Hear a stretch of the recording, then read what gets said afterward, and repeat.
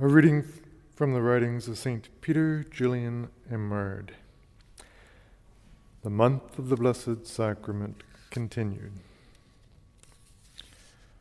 How should you spend this month in order to derive real profit from it? You must in the first place have some book on the Blessed Sacrament and read a little of it every day. Do not be afraid of exhausting the subject matter. The depths of the love of Jesus are unfathomable. Jesus is the same in the Eucharist as in heaven. He is ever beautiful, ever new, ever infinite. You need not fear lest this infinite source should run dry. Jesus has so many graces, so much glory to give us. Take a book, therefore, that treats of the Eucharist.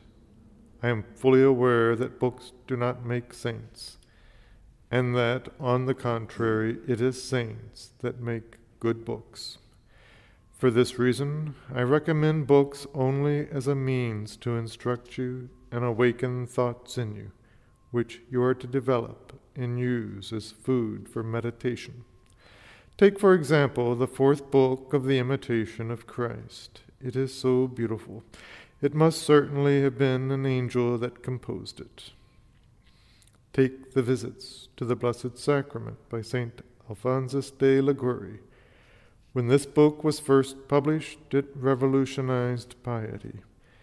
It has produced and continues every day to produce the most abundant fruits of salvation. There are so many others to choose from.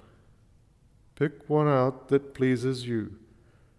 Drop your other devotions during this month.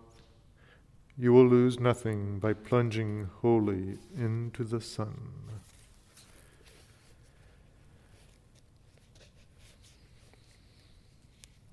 Spiritual communion. My Jesus, I believe that you are really present in the Blessed Sacrament. I love you above all things, and I long to receive you into my soul. Since I cannot now receive you sacramentally, come at least spiritually into my heart. I embrace you as one who has already come, and unite myself entirely to you. Never permit me to be separated from you. A reading from the Imitation of Mary.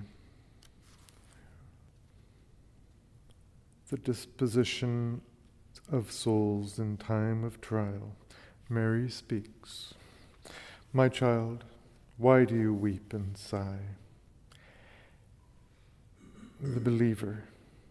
Queen of the saints, I was just beginning to enjoy some little tranquility when suddenly I found myself troubled anew. Injustice, calamity, the ingratitude were plotting against me once more. Loving Mother, give this child of yours your help and protection. Mary speaks, my child, your state is somewhat like mine when I heard Simeon's prophecy there in the temple. After telling me of Jesus' future greatness, he predicted that he would meet opposition and persecution, and that a sword of sorrow would pierce my heart. Thus I would share the difficulties my son would have to bear. I was very familiar from Scripture with the sufferings that would be Jesus' lot. Abel murdered, Joseph sold into slavery, David persecuted, and the Paschal Lamb were all figures foretelling what would befall him. What bitter grief I felt at the sufferings and death of Jesus, which were always in my thoughts. How I groaned within when I held Jesus to my breast and thought of the cruel death by which he must have saved the world. If I saw a lamb being slaughtered in the temple or a dove being sacrificed, I said to myself, that is how Jesus will someday be offered.